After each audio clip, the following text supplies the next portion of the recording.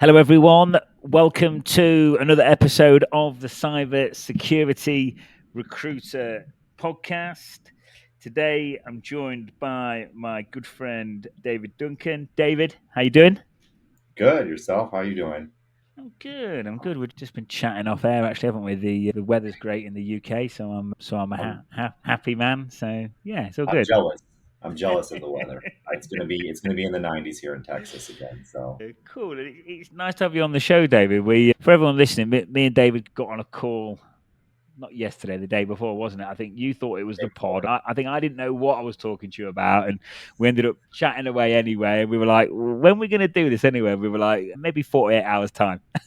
Yeah. I think that's how it went down. But yeah, for those of you that don't know David, I'm just going to do a bit of an intro for you. If I get anything wrong, do feel free to correct me afterwards, my friend. But essentially, you were in the U.S. Army a few years back now, back in started out there back in 14, and then you transitioned out the army to your first role in the Booz Allen. You were a cyber intelligence analyst and planner, then progressed on to be a cyber threat hunter at Global Infotech Inc. You were also a franchise operating partner for Shrunk 3D, Alarma City, and so various things. And then you've progressed really nicely on from there. You're at Redpoint Cyber. You were a technical director, which is a position you held for over 2 years, and you are Yep. currently the vice president of cyber operations. So sounds like you've been a busy man, and welcome to the show.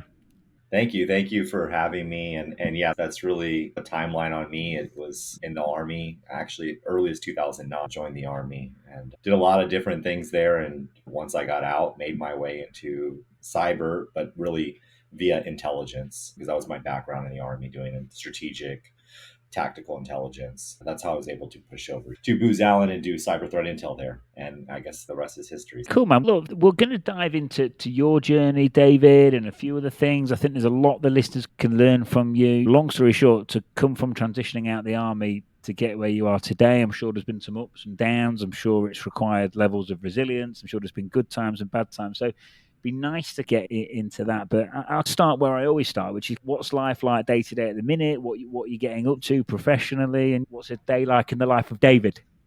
Yeah, so the day in the life of David is interesting. Right now, I am a VP of cyber operations, so I manage our digital forensic investigation response team, as well as our managed detection and response, SIM, and pen testing team. And so, hands in all things cyber. And it's really interesting to see the ransomware cases, get the clients back together. Everyone's happy. Maybe we didn't pay the ransom. Maybe we did. That's another story. But we get them back up and running, and then we transition them over to saying, hey, let's not let this ever happen again. How do we do that? And here are the steps. We'll do a pen test. We're going to identify all your vulnerabilities. We're going to deploy tools to secure your network. And we'll be a partner long term, because cybersecurity, it's not a blip in time. It's not, I can just do this one little thing and I'll be good forever.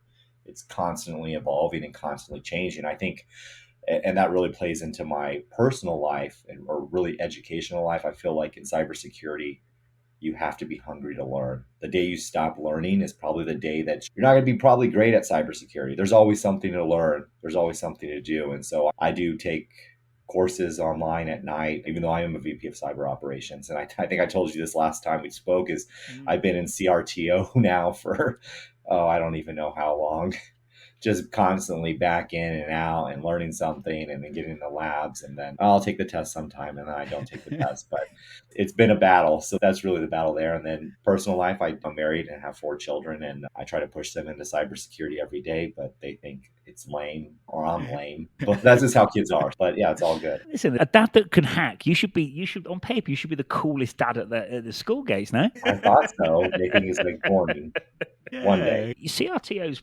the content's pretty realistic, isn't it? It's not bad, is it?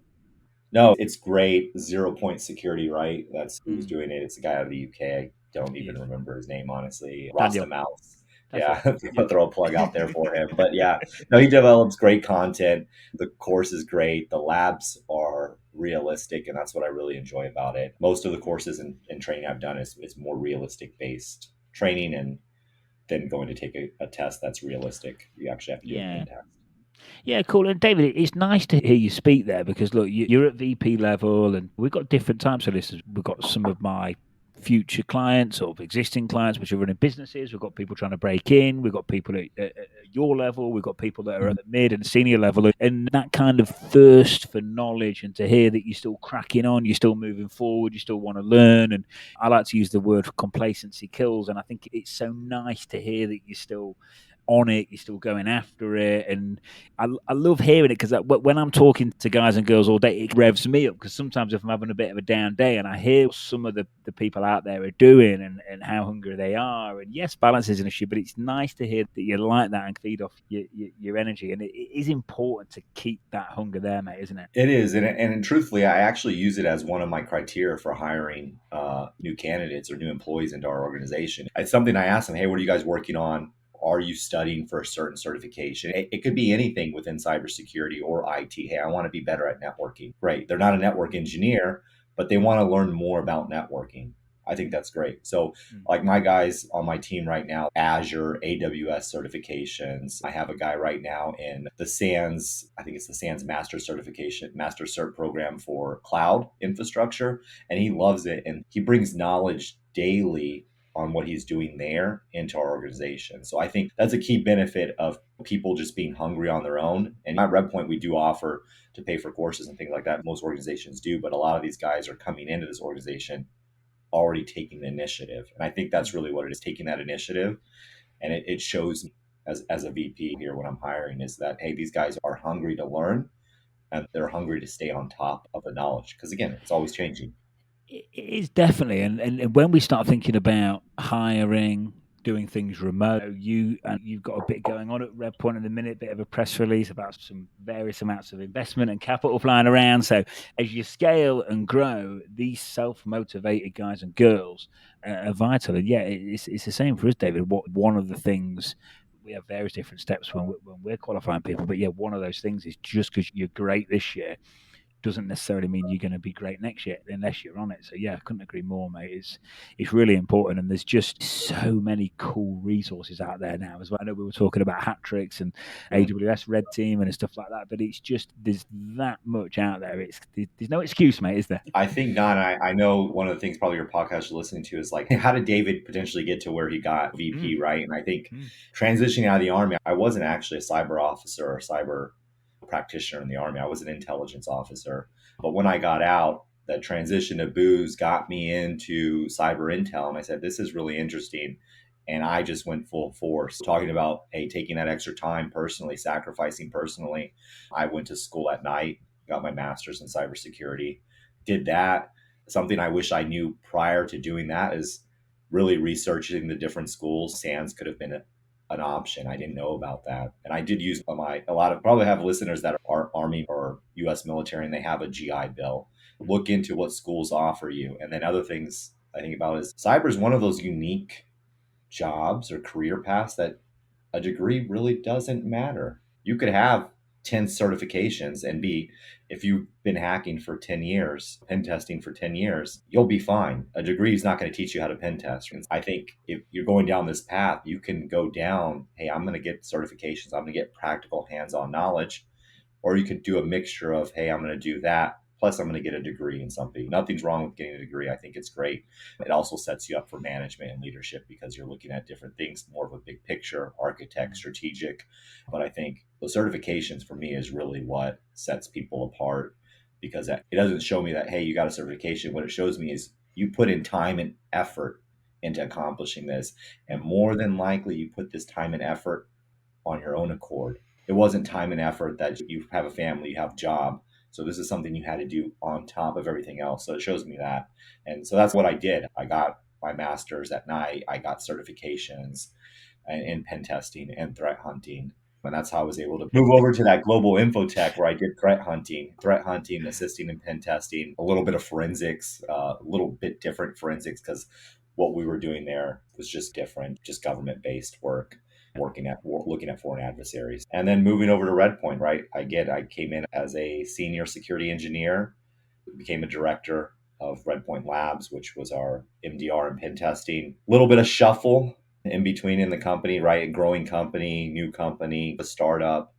I was able to take charge of our digital forensics team as well. And I did a good job there, I think, and was given overarching control or leadership of our digital forensic investigation response team, our MDR and pen testing team. And that's how my CEO, Russ Safferstein, and my Tab Bradshaw, the COO, they really didn't have a name for the position, but we just said, hey, you just be a cyber ops, VP of cyber operations, because that's what we do here at Redpoint. We do cyber operations, whether it's proactive, reactive, advisory type work. That's what we do at Redpoint. Yeah, cyber ops. Yeah, cool. David, on that note, so you mentioned they're kind of shuffling around and progressing and stuff like that. And it might be quite hard to answer, but it'd be nice to hear. What do you think made you get that progression and jump up where perhaps others didn't? And I know you mentioned there, you use words like full force, and you research which school to go to get that foundational knowledge. So it sounds to me like you were going, certainly for a stage earlier on in your career, it sounds like you were going above and beyond there. And there's perhaps moments of time where you were really going full throttle. But it'd just be nice to hear from you what makes you think you've got up to that seniority level where perhaps others don't. Anything you've done different, or any tips and hints for the listeners? Yeah, I think it's me personally. I won't fail. It might be a little bit of the Army that was ingrained in me as an Army officer, is to never fail at a mission. So always succeed regardless of the cost. And that's what I did here at Redpoint. Is I had to come in, and they tasked me with doing this, and they said, hey, we need to make this successful. And obviously, I think it was successful because we were acquired by Mitsui, which is a very large organization out of Japan. And we were successful. So I think if I had to put it down, it's just never give up. There's the training, there's the certifications, there's the schooling, there's the practical work. But I think the road is hard and the road is long. If you give up too quickly, then you're never going to see the reward at the end. So I think it's cliche just to say, yeah, just never give up, just continue to go down. But I really think perseverance is something to be spoken about, because it does get hard. At every level, a new challenge comes up where it gets difficult. And so, yeah, so that's what I think. Yeah, thanks, mate. And I won't fail. I like that. I like the way you're talking, because I agree. And when you use words like "I won't fail" and "full force," personally, I think if you really want to move forward, and I know burnout's real, and I know balance is an issue for some people, but I think there has to be a period in your life where people do need to go above and beyond. If you want to exceed above the average level, I think you've got to do things that are way above average, and so on and so forth. And I think it's nice to hear you say that. I was just going to caveat. I think a lot of things that I did it without the promotion. So when I first started off, I'm the director of Redpoint Labs. However, I am leading our DFIR practice, and I didn't ask for promotion. I didn't ask for any type of pay raise. I just did the job. And I think that's probably what stuck with my CEO and COO, is like, hey, David's just going to get the job done. We didn't talk about pay raises. We didn't talk about anything like that. And I think that's probably something that a lot of people think they're just, I don't know, owed something, and really respect's not what's earned. You do the work, you put in the work, and you're going to get rewarded. And if you don't, for me, you put in the work, I think you still grew as a person, as an individual, as a practitioner within the cyber world. And honestly, if at that point you grew and they didn't recognize that, at least you have that knowledge. And if you want to move somewhere else, you can. You didn't have that knowledge before. So at least they gave you that opportunity.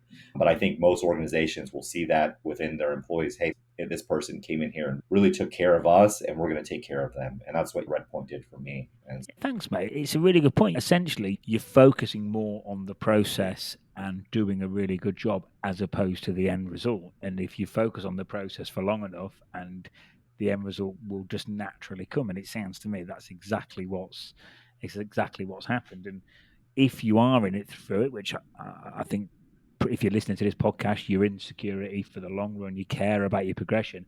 If you're in things for the long run, I think you've got every reason just to focus on the process, and it will come. And some people will get that lucky break quicker, and some people will probably have to wait a bit longer than they deserve. But if you're in it for the long run, does it matter too much? It's going to come. So it's a good perspective to have, mate. I like it. yeah, absolutely. Yeah, cool. So you mentioned about 10 minutes ago, you talked about ransomware, and you talked about the pen testing team, and you talked about SEMS and stuff like that. I'm imagining the communication skills, mate, have got to be pretty good when clients are getting hit with ransomware and stuff like that. There's probably a certain way to do things and a certain way not to do things. And I like to talk about communication on the pod. I think it's intrinsically linked to career progression and development. Maybe nice to hear how you handle incidents and maybe any kind of, I don't know if there's any stories there, but any learnings for the listeners in terms of communication and dealing with, it could be in hiring, could be when you're dealing with your end clients. But yeah, any communication tips for the listeners, mate?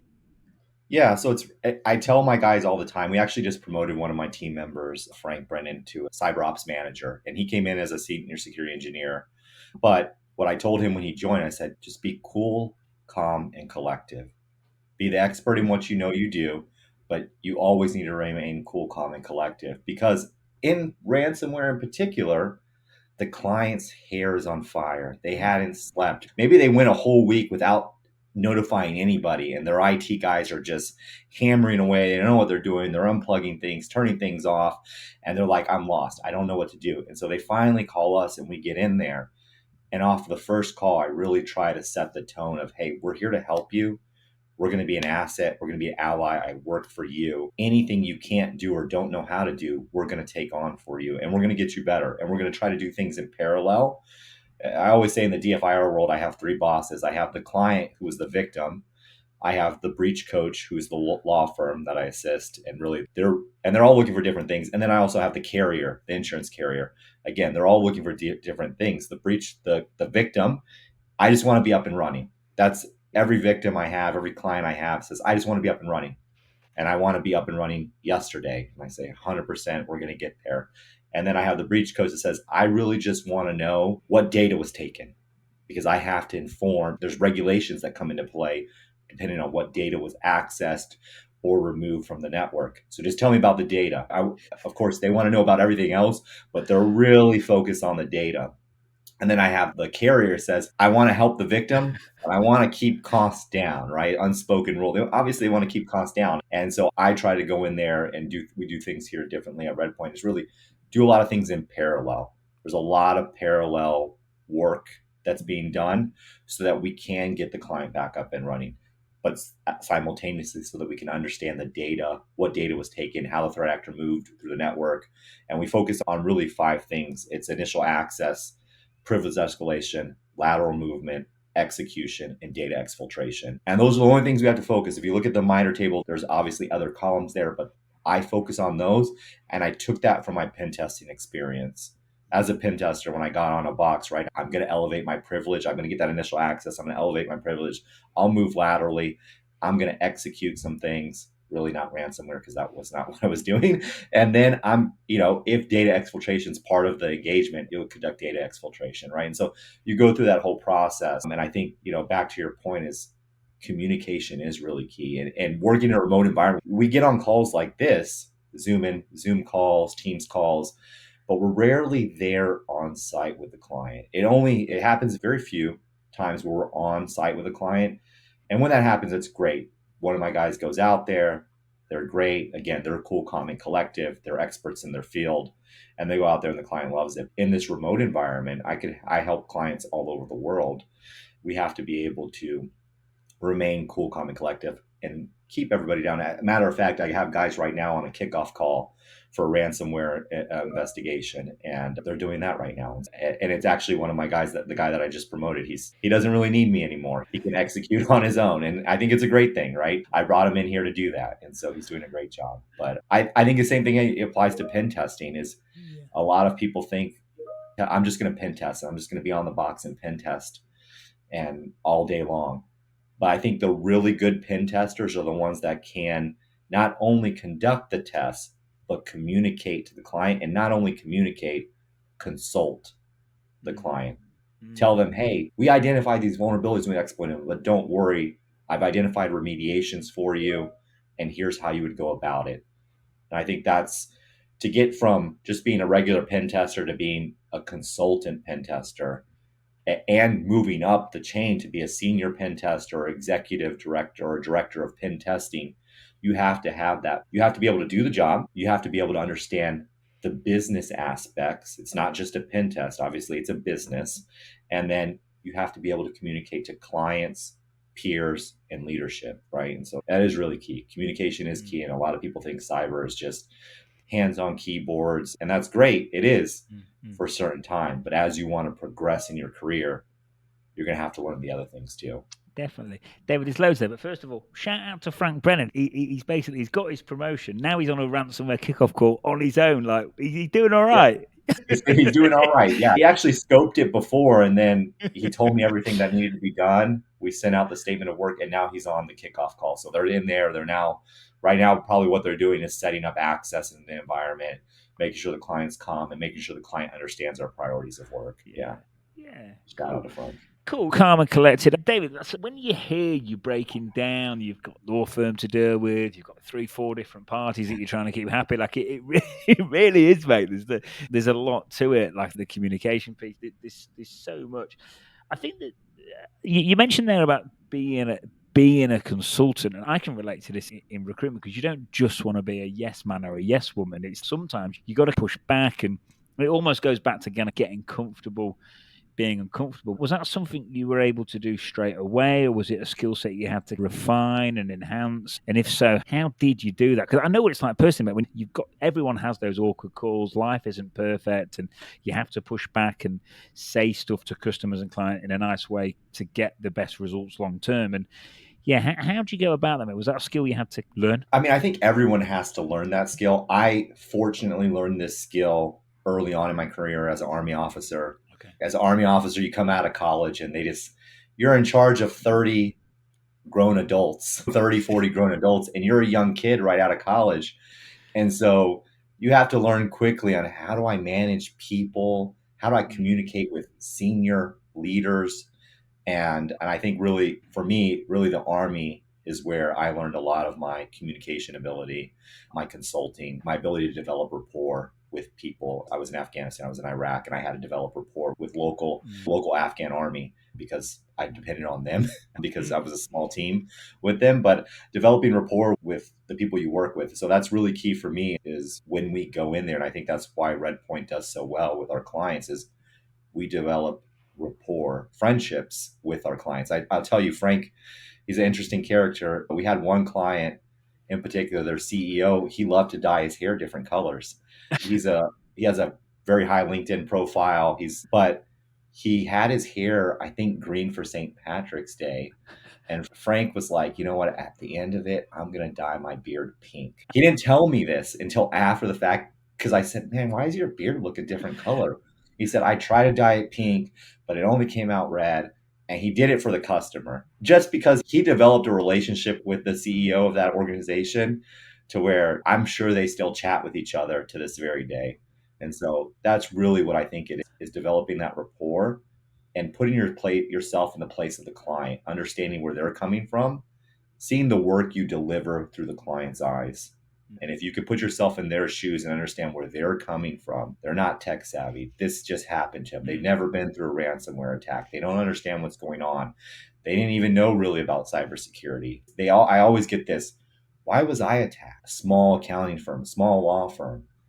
I always tell people this because you exist and you have money. That's it. It's the only reason you were attacked is that you exist and you have money. And they don't care how much you have. You could be a small law. I've had a small accounting firm, and I think the threat actor wanted like $10,000-$15,000 from them. Or you could be a multi-billion-dollar company, and threat actor asked for a couple $1,000,000. And so it really, the spectrum's there. So I think consulting is really about putting yourself in the place of the client, understanding what they see, and then delivering services that meet their needs, not what meet your needs. I tell my clients all the time, I'm a horrible salesperson. I'm not going to sell you the best thing that I can, the most expensive thing can. I'm going to offer you what makes sense for your organization, because it doesn't make sense for them to buy something here when they really only need something here. And so you just got to make sense for them, because I think that shows them, hey, these guys are really looking out for me, because truly I am. Truly, my team and I, we really want to look out for our clients. And I think when clients see that and see, hey, this guy, David and Redpoint, are really looking out for me and my best interest and my company's best interest, that's a long-term relationship. Yeah, it is, mate. And thanks for that. I was just about to say, what you're doing there is, when you are talking on the sales side and being ultimately super real with them from a long-term perspective, it's great. And again, providing you play on that long-term game, it really works. I tell you what as well, I bet when you're in that position of an incident and they're under pressure, I bet when you come out the other side of it, it does make the relationship stronger, even if there have been a few heated moments. I bet it really forges that strong partnership. I can see that. Yeah, it does. We get all the time. Thank you for helping us. You guys were great. We want to continue to work with you. And that's all we want to hear. Whether they want to buy MDR services, we've had other clients say, help us build out our own internal practice. Okay, great. We want to build our own MDR team. Can you help us do that? Yeah, absolutely. We're not going to say no and we only sell MDR services. No, we'll help you. If you guys want to build out your own practice, that's what you want to do. We can even show you a cost analysis on what it would look like to build it yourself, what it would look like if we did it for you. And also we're tool agnostic. Client says, hey, we already have this tool. I'll say, hey, great, we'll utilize that tool. I'm not going to try to shove a tool down to them, say, hey, you have to use this. This is the only thing we do. No, tool agnostic. We can use anything. We'll make recommendations, but other than that, it's really up to the client. Cool. Have we got any pictures of Frank's pink beard, by the way? Is there any lurking around? No, I didn't get it. And the thing is it wasn't fully pink. So it was like a very light red. And he was like, I failed at it. I didn't get it pink. And I was like, I would have loved to see it pink, man. So no, we didn't get any pink. Maybe one day. Next time he does it, man, we've got to capture that. I'm sure there's a LinkedIn post. I'm sure there's about 4 or 5 pieces of content there that can all be carved up, and it could be some fun to be had there. But wicked, David. I'm enjoying this, mate. And I just want to come on to. I was back on your LinkedIn profile about 10 minutes before we came on, and I was like, you are. Like, you're active on there, you're clearly not afraid to put stuff out there, which I know is a big thing for some people. And I think this all ties in with like your personal brand, it ties in with everything, it ties in with career progression, it's a form of communication. I like to talk about everyone making their resume 3D. Like, ultimately everyone's resumes out there these days, which is their LinkedIn profiles. I think it's a big part of communication. Any tips for people on that side of things? Is it something, again, that kind of comes naturally to you? Do you have like a strategy or anything like that? Because I think it's something that can really help people. I definitely don't have a strategy. I think just as I grew in my comfortability or confidence, I started posting more. And I think at Redpoint, we were a small company, so I headed up our marketing for some time as well. There was a marketing team, and I definitely don't want to say that there wasn't. Anne, if she's ever listening, she was there and she's great. But I did have the guys. I said, guys, we got to start producing what we call Tip Tuesday. And so we started doing something called Tip Tuesday. Okay. And then I said, hey, it'd be great if once a month we produce articles. And so we started producing articles. And that kind of fell off as we grew busier in the DFIR realm. And it obviously, billable work became more. And so, guys, hey, we got to do billable work. We can't do this stuff. But I kept it on. Hey, I'll continue to post things that I think are critical, things that I see with threat actors. One of the ones I posted, I think, was Lockbit. Lockbit still retained the data. Everyone said, oh, Lockbit was taken down. But we had a bunch of Lockbit cases still going on where the threat actors still came back to us. The affiliates came back to us and said, hey, we still have your data. We're still here to negotiate. We can't negotiate on the platform anymore. They came out with a different way to negotiate. They ended up still not getting paid because we were like, hey, well, Lockbit's gone. And most of our guys had backups at the time. But I wanted to post that out there quickly because I wanted people to know, hey, if you're working cases right now and they're Lockbit, don't tell your clients you're good. They don't have your data. That's not a true statement. They still had your data. So I post things like that, vulnerabilities that come out, things that I'm learning, obviously, in CRTO, things that I think are helpful, and things that I see in real life, ransomware attacks that I can translate over. A lot of people think, these threat actors, when they come in, they really are focusing on Active Directory. They rarely focus on an exploit that would be Eternal Blue or Blue Keep. They're really not going to do it because we know most IT people, most IT admins just have that one account, that domain admin, and they use it for everything in the network. And we know as pen testers, red teamers, that if you do that, you just made my life easier. And threat actors know the same thing. Other things threat actors leverage 100% is the service account. Service accounts, most organizations place their service accounts in the domain admin privileges. So if you do that, boom, it's really just too easy for these threat actors. And they're not doing anything really crazy. They get in there, most of them say, hey, we get in there, either we purchase credentials, and they purchase admin credentials from an initial access broker, or when they got in, I've seen this before, they got in on a device that didn't have any protection, Mimikatz, too easy. I had a threat actor, I swear, they dropped everything to disk. So I said, these guys are definitely amateurs if they put everything on disk. Mimikatz was sitting there. They brought every tool they could think of into the organization. But you know what it was is they felt comfortable. They were super comfortable. The MSP had everything open to the world. They came in on that box, and then they felt super comfortable, and obviously they destroyed everything. Ransomware everywhere. But I try to post things like that are realistic because I feel like it could help some people out, whether they're looking at pen testing or what do I look when I'm doing defensive measures from a blue team perspective. We really got to focus on that Active Directory. And I hope IT people see my post, IT managers, because when I leave DFIR engagements, I always tell them, how many domain admins you have, reduce it. Just reduce it by half. Because you shouldn't have that many domain admins, and your domain admin only touches your domain controller. It doesn't touch everything else. You should have a different and privileged account to do service desk help or help desk work, right?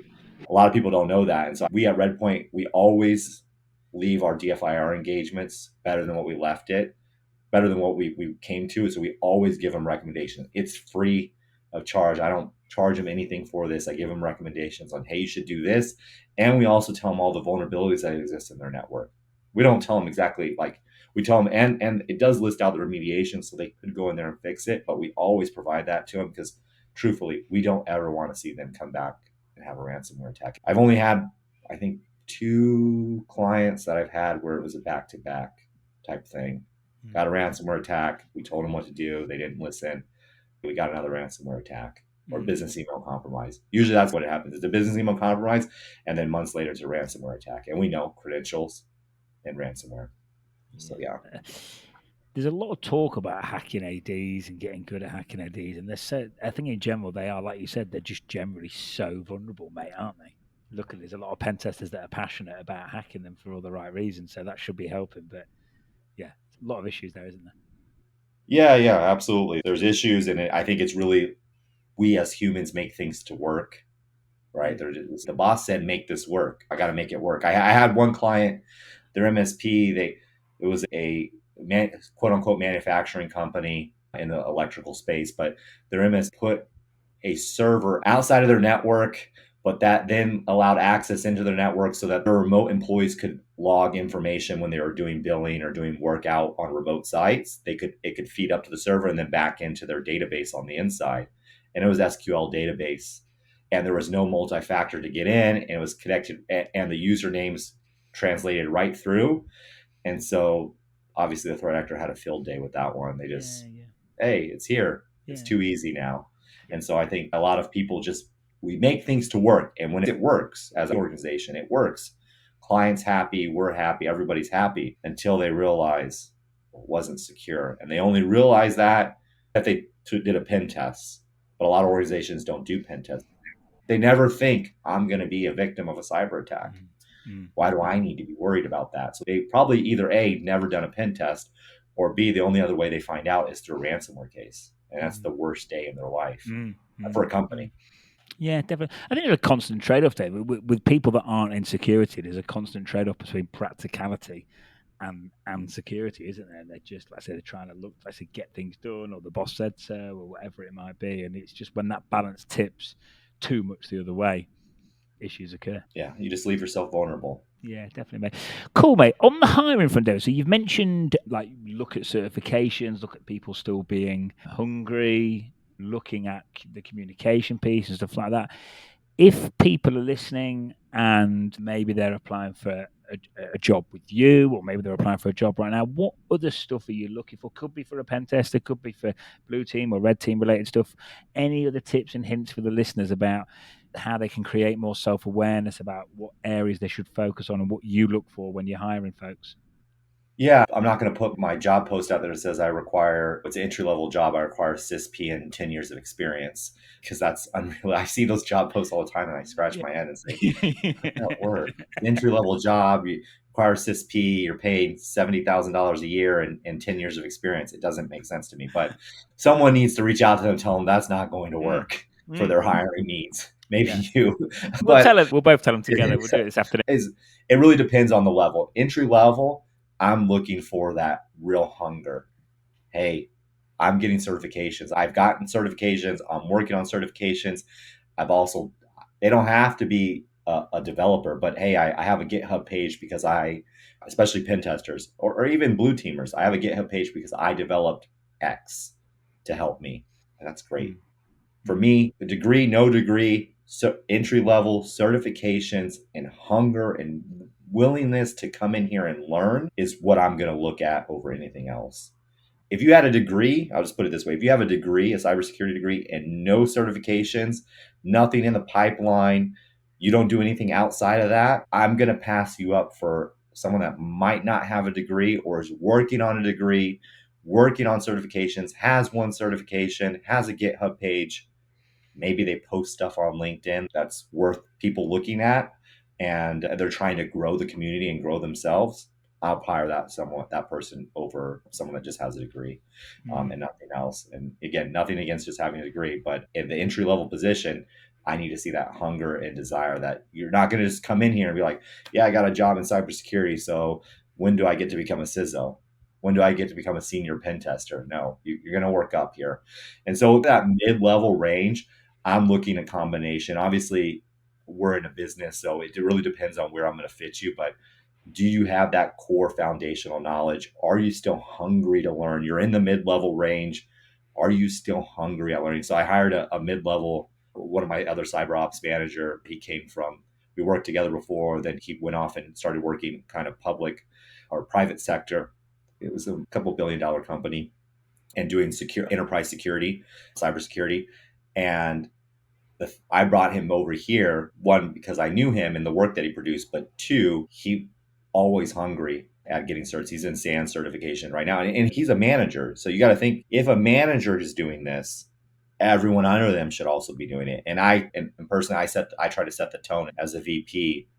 I'm gonna still get certifications, and if I, as a VP, have 4 kids and a wife and a job, if I can get one certification a year, I at least expect you to be on the same level of getting one certification. It could be in anything. It could be a really hard certification. It could be an easy one.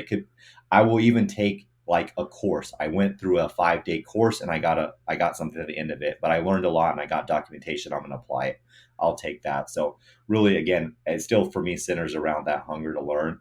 And like you mentioned, what can people be doing on the outside? It's really that learning. I think some of it's a LinkedIn post. And I think the other one is really, you got to think cybersecurity as a business and not just doing cybersecurity, especially as you want to grow into that management and mm, higher level. And that's mm, really what I've had to coach my managers on. And frankly, I had to be coached on a little bit from my COO and CEO is, how do I turn cyber into money is mm. really what it is. And how do I turn it into money? Right now we're building our threat intelligence. And I tell them all the time, how do you turn intelligence into money? Because if you can't turn intelligence into money, we're a business. I'm not going to continue down this path of building out this product line. And so for the mid level, it's having that little bit of business that, hey, understanding I'm not just doing cybersecurity now, I'm looking to help run a business. And how do I do that?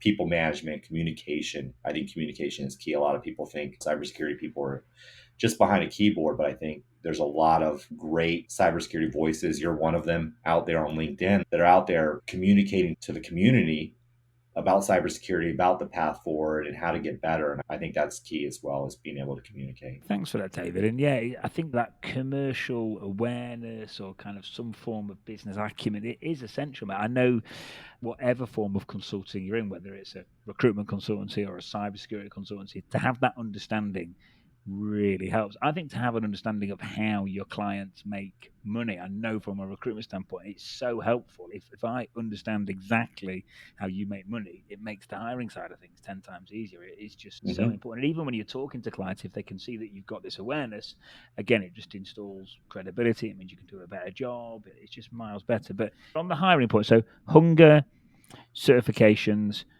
and a real kind of willingness to learn. And on the certifications bit, I just agree so much. Like, I've had it with certain clients we deal with where maybe there's a really technical hiring manager or something, and certain people maybe aren't bothered about certifications, but 9 times out of 10, there's always someone that is, and for all the right reasons. So even if people listening to this are hearing, oh no, I know so, and she's not bothered about certification, I almost guarantee you there's normally more than one decision maker in a hiring process, and there's normally at least one person that is. And when I listen to you talk about the reasons why it matters, yeah, it does. It's just get them done. You're never going to regret it. It's not so much, and for me, again, it's not so much the certification, OSCP versus CRTP versus CRTO versus PNPT versus EJP, like all the certifications versus the SANS, GSEC, GPEN, GXPEN. For me, it's not what it comes at the end. It's the path to get to there. That's what shows me you have what it takes. It's almost the same thing with going to college. It's not the degree at the end. It's, hey, this person put in the time and effort. And I know that obviously I have a degree and I have certifications. I know what they went through to get to it. And so for me, it's not, I will never list you have to have this one certification.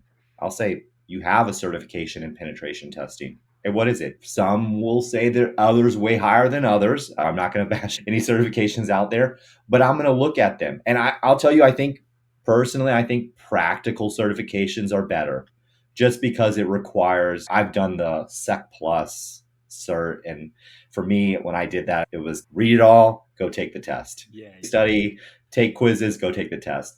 Where the practical one, it was like, hey, I really need to know how to do this. They're expecting me to do a web pen test, a network pen test, a threat hunt, which by far my hardest certification was the threat hunting certification, because threat hunting, you never know what to look for. It's pen testing, the goal. Threat hunting, you don't know the goal. You're like in reverse. Like, what is the goal and how do I find it? That was my hardest cert. But I think, again, it's not the insert. It's knowing that you put in the time and effort on top of your busy life. Everyone has a busy life. Everyone has something going on, work-life balance, family and studying balance. It's all there and it's all intertwined. And I think for me and my team, what I try to tell them is, again, it's not the certification that matters. It's the time and effort that they put in there to get that certification. Yeah, cool, mate. I'm resisting the urge to go down the path of OSCP and PNPT. I'm going to resist it. I am going to resist it, but yeah, we're teetering on the edge, mate, aren't we? Yeah. but yeah, thanks, David. And I want to talk to you about leadership. You mentioned there about if you've got stuff going on with the kids and the wife and stuff like that, and you're still managing to do stuff. So clearly you're a leader that leads from the front. You don't mind getting involved. You're leading by example. And I think they're all great characteristics to have as a leader. I know from conversations I have on a daily basis about people that want to move, it's maybe because these traits aren't being shown and stuff like that. So what are your tips on leadership? Like any kind of other hints and tips for people listening on that front that could help them be better leaders or get to a leader or anything like that, mate? Yeah. So I think first and foremost, I'd say management is not leadership. A lot of people think I'm a manager, I'm a leader. And that's farther from the truth. Couldn't be farther from the truth, right? Management is just delegating. Hey, you're in charge of something, you're delegating. Leadership is truly getting people to follow you to the ends of the earth. And again, I learned all of this from the military, right? It was ingrained in me as a leader in the military and the army. But really, again, that follow me, I'm going to lead from the front. That's my mantra is I won't ask my guys or my team to do anything that I couldn't do or wouldn't do. And calls late at night, I'll be on it. Weekend calls, I'll be on it. A pen test that has to get done, if I'll secretly try to execute it and not get in trouble from my CEO for doing the pen test, because I've been banned now from doing pen tests. The VP shouldn't be sitting there doing a pen test. But I really, for leadership for me and how people can grow to be a leader is, for me, it's understanding the people you work for and never feeling that you're better than them or that you're superior in any way, because ultimately what I think is what made me here a VP to be successful is my team. Every day, what they do, what they put into the team, into the group, their hard work at night. Again, my guys, we could be on calls till 3 a.m. and then up on a call at 9 a.m. the next morning. At 3 a.m. to 9 a.m., we get a couple hours of sleep. I'll tell you, For me, luckily, my team is mostly military members, so we understand that mantra of, hey, just get the mission done. It doesn't matter. Hey, you only got 2 hours of sleep. Oh, you'll be fine. You'll live another day. Luckily for me, I have that right now. But again, it's really just understanding your people. Be humble. Never think you're better than them, because your team is ultimately what makes you. Redpoint wouldn't be where it's at without the team that we have. Yeah, thanks, David.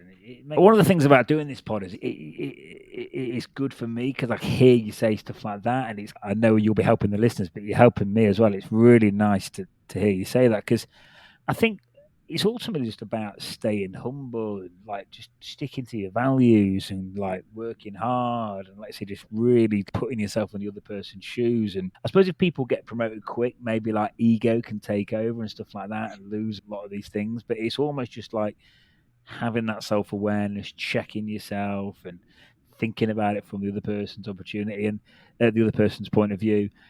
And if I think about Redpoint as Redpoint grows, or any teams or people leading teams, the compound effect of keeping what you've just said in mind, if you're running a team, the compound effect's massive, because there is only so much you can do on your own. You talk about 3 a.m. finishes and 9 a.m. starts, but there is only so long you can do that for, or so many times you can do that. Yeah. You need people with you. You need your team to really have an impact, don't you? Yeah, absolutely. You do. Again, the team is what makes the organization. The Army's that way. I think every organization's that way. Good organizations understand that the team is what makes them. If you're a one person recruiter, great. You'll probably do well. But if you're a great recruiter and you have a couple under you that are also just as good, if not better, they're ultimately going to make you. They're going to make your company. And I think that's cybersecurity, anything, the military. I always think of the people that are, I don't want to say under me, but that are supporting me, because for me, I know I wouldn't be where I'm at without them. So thank them out. But so I think what I used my position for, really, as I grew, is every time I get a new stepping stone, a new leadership position, how can I use this position to open doors for other people that might be closed? Can I help open doors? And I learned that I lean a lot of things I learned from the military, but I heard that from a leader. Hey, this rank that I have here is not for me. It's for everyone else. How do I open doors for you? How do I protect you per se, but also how do I open doors and help progress your career? And so I think a good trademark of a leader is that if they left today, the company would still run. It'd be running, it'd be fine. And that's really the difference between a leader and a manager. Is a manager might just be managing, but a leader is going to set everyone up for success, so that if they're not there, everything still runs. And they set up processes and procedures, and they train the team, and the team is comfortable, and they can run. Again, I don't want to use myself as an example, but Frank is out there running without me right now. I'm getting messages right now, but they're not asking me for guidance or advice. They're just doing. And I couldn't expect. I'm happy. There were times before where David was on vacation with his family, and he was on a call, and my wife would just look at me like, "What are you doing?" I said, "I have to be on this call."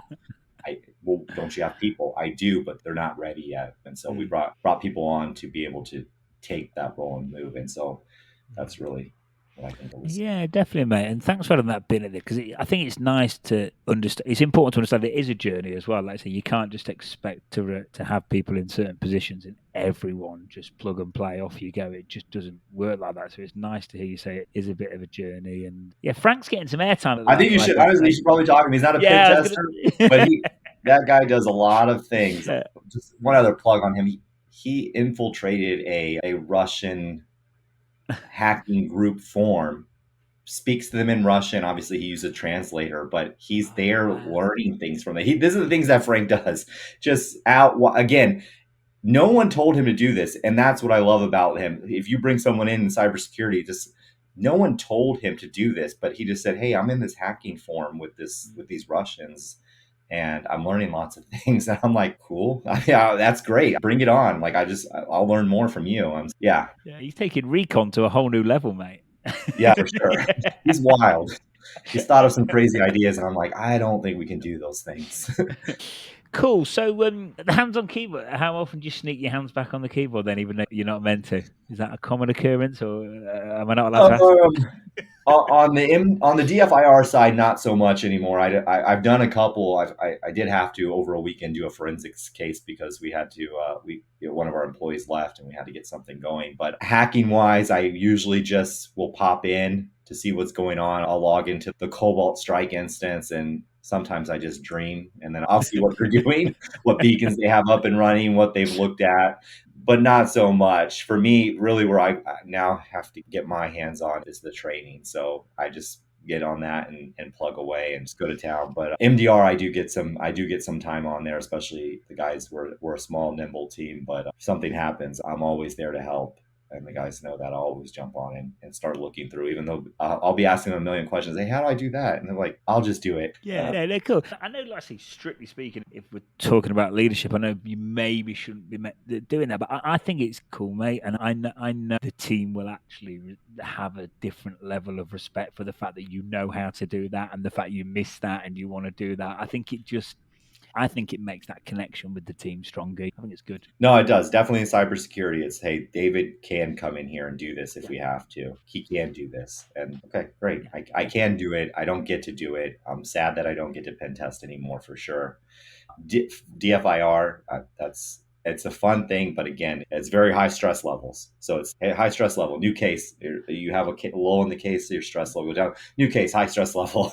I do hats off to the guys that are always in any DFIR capacity or IR capacity. Hats off to them, because yes, it's like oh no, something's happening. Okay, we're good. Oh, something's happening. Cool, mate. This has been really good. So normally we send questions, but we've just like freestyled this one, mate, and it has flown. It's been good. It's been really flowing. I'll tell you, that's my mantra. Again, I take a lot of the stuff that I learned back from the military, but we had a saying that I won't use on the podcast, but it was essentially around just, we'll do it live. There were some choice words in there, but hey, we'll just do it live. No prep. We'll just do it live. So I tell my guys that it's not the best thing to live by, but I'm about, hey, let's just do it live. And I'm confident in myself and confident in the guys. So just do it live, because I think it's more natural that way.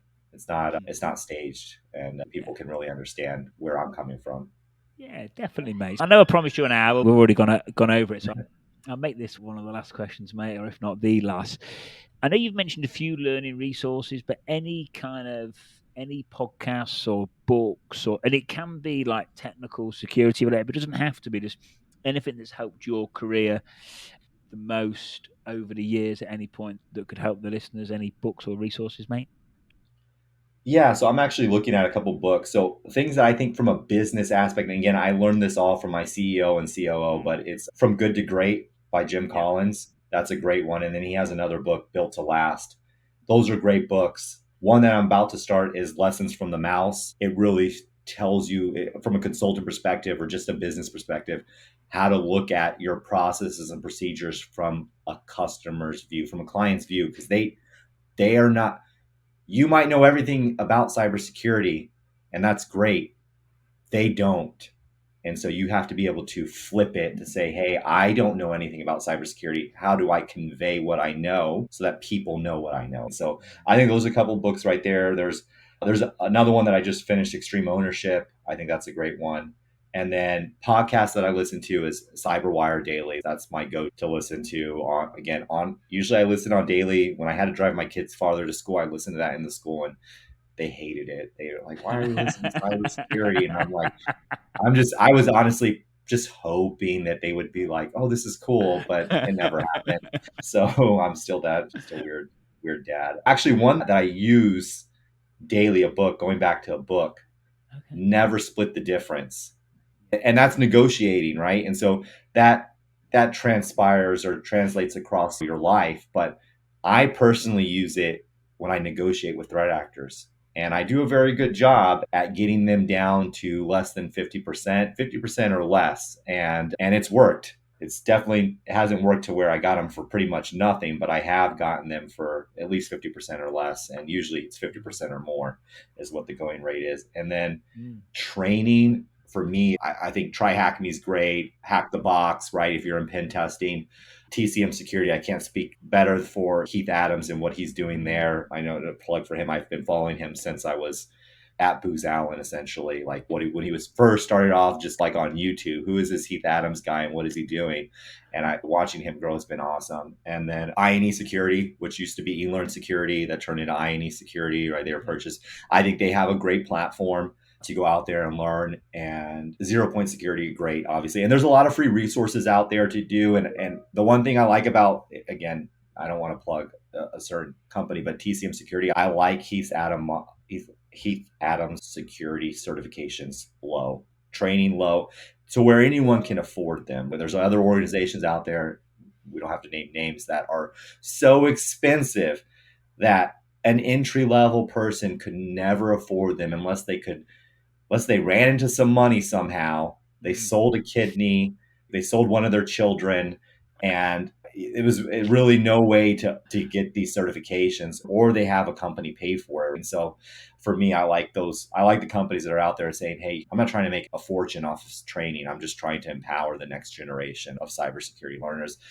And obviously he's done well with that. And so it's a good thing to learn. And I think there are resources out there that people can use that are free or cheaper to get out there. But cool, yeah, and it's nice to see someone do well, keeping all that in mind as well, Sean. You don't necessarily have to charge the earth and still be ridiculously successful as well.